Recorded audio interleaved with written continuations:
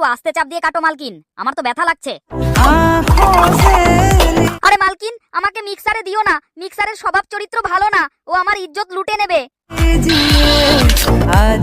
আরে মালকিন, আমাকে ফেলছো কেন? পারলে একটু খেয়ে নাও, তোমার শরীরটা পুরো ঠান্ডা করে দেবো। আরে মালকিন, ওই রকম করছো কেন? লঙ্কার গুঁড়ো তো আমার চোখে পদে সব জায়গায় ঢুকে যাচ্ছে, আমি তো জ্বলে পুড়ে মরবো। দেখে তো মনে হচ্ছে বিরাট টেস্ট হবে। মালকিন তাড়াতাড়ি খেয়ে নাও, না হলে কিন্তু মালিক চলে আসবে।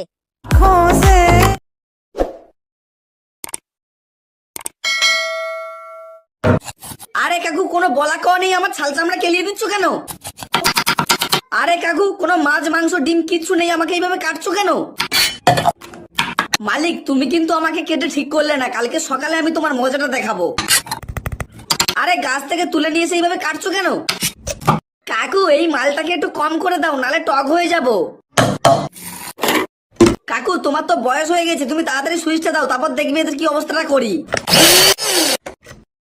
কাকু, তুমি কিন্তু এটা আমাদের সাথে ঠিক করলে না, কি অবস্থাটা করেছে দেখো আমাদের। মালিক, তুমি আবার আমাকে এখানে নিয়ে আসলে কেন? তুমি কি বানাতে চাইছো বলো তো? মালিক, আমাকে কিন্তু বোতলে মুখ দিয়ে খাওয়ার মজাটাই আলাদা, তুমি আবার এতে ঢাললে কেন? আরে ও কাকুরা, তোমরা কি দেখছো? তাড়াতাড়ি লাইক সাবস্ক্রাইব করো, মালিক তো দারুণ জুস বানিয়েছে গো।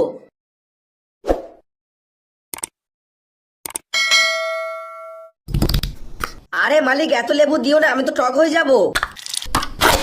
আরে মালিক, এক্ষুনি তো লেবু দিলে, আবার টক দই দিচ্ছ কেন? আরে মালিক, তুমি তো হেভি ম্যাজিক জানো, তুমি তো চুটকি মেরে পুরো ফটকা বানিয়ে দিয়েছো। আরে মালিক, তুমি তাড়াতাড়ি ছাড়ো বলছি, কিন্তু আমি তো এবারে মরে যাব। আরে মালিক, তুমি এটা কি বানিয়েছো? কেমন যেন দেখতে হয়েছে। আরে মালিক, হয়ে গেছে, তুমি তাড়াতাড়ি খোলো তো। আর তোমাদেরকে বলছি, তোমরা শুধু তাকে তাকে দেখলে হবে, তোমাদের তো লাইক সাবস্ক্রাইব করতে হবে, তবে তো এরকম ভিডিও আরো দেখতে পাবে।